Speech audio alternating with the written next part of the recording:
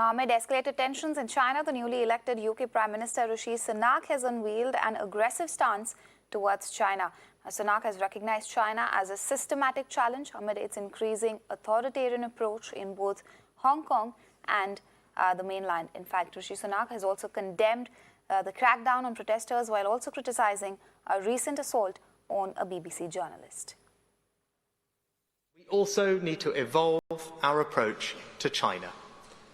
Now, let's be clear, the so-called golden era is over, along with the naive idea that trade would automatically lead to social and political reform. But nor should we rely on simplistic Cold War rhetoric. We recognise China poses a systemic challenge to our values and interests, a challenge that grows more acute as it moves towards even greater authoritarianism. Instead of listening to their people's protests, the Chinese government has chosen to crack down further, including by assaulting a BBC journalist. All right, joining me is Kalpit Mankinkar, fellow and China expert at the ORF. So thank you so much for taking out time and speaking to us here on Mirror Now. We just heard Rishi Sunak, an aggressive stance coming out of UK towards China. It's not something new. It's not something that was unexpected. But given how the dynamics have changed, in the world, the power shifts, what do you make of his statements and his the current stance that he's taken against China? Hi, glad to be on your show and happy to share my thoughts on China. I think we need to understand one thing. Firstly, Rishi Sunak is the new Prime Minister of Great Britain, and one place where he had been talking about it, during his campaign, when he was campaigning, and now I think it is time for him to actually make good on those promises. So I think one promises, during his campaign trail was that, United Kingdom would take a firm stand on China. Now, he is talking about the golden era that Rishi Sunak is talking about is the time when, that famous photograph of Xi Jinping and David Cameron, the former Prime Minister, sipping beer at a pub. So I think that seemed to be the, that was the golden era.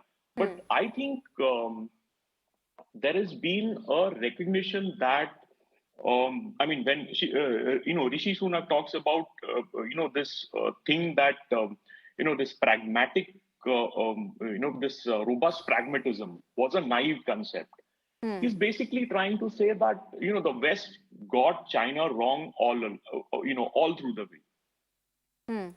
That, by increasing trade, you could actually, get China to crack, get the Communist Party to crack, get it, it will become more softer, it will allow dissent.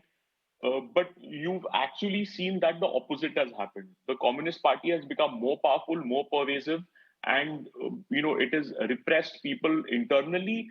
And, there are certain things that, they could not ignore. So I think he's also,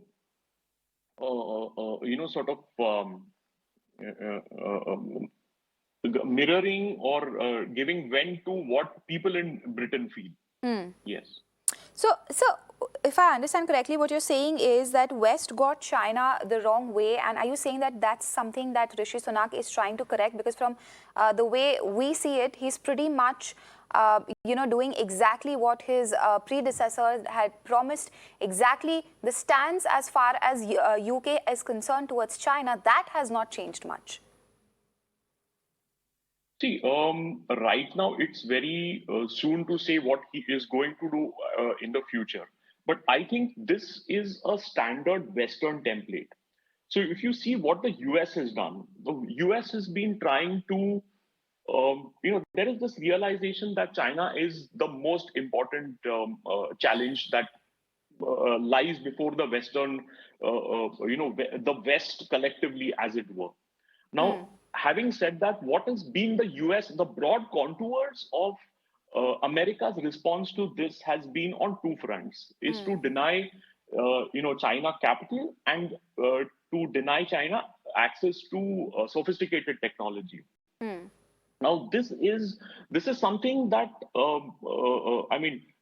Rishi Sunak, he's trying to almost bring that on the same template, as it were. Now, there are certain things that Rishi Sunak cannot ignore. One of the things is that in the current protests, a BBC journalist was detained, has been assaulted. So I think this only forces Sunak to take a very strong line towards China. Also, there are other things that he cannot ignore and which have happened on Chinese soil. Very famously, the Manchester consulate incident, where one of the protesters who was standing outside and protesting outside the Manchester consulate was dragged inside the premises, which again happens to be Chinese sovereign territory, and he was assaulted, and this happened in the presence of diplomatic corps. So I think this is fresh in the minds of people. So I think that is what has forced him to take a stronger stand on China, as it were. All right. Interesting insights coming in there from Kalpit Mankikar. This is an issue which we can discuss at length for hours together, but I'm afraid I'll have to leave it there. Mr. Mankikar, thank you so much for sharing your time with us here on Mirror Now.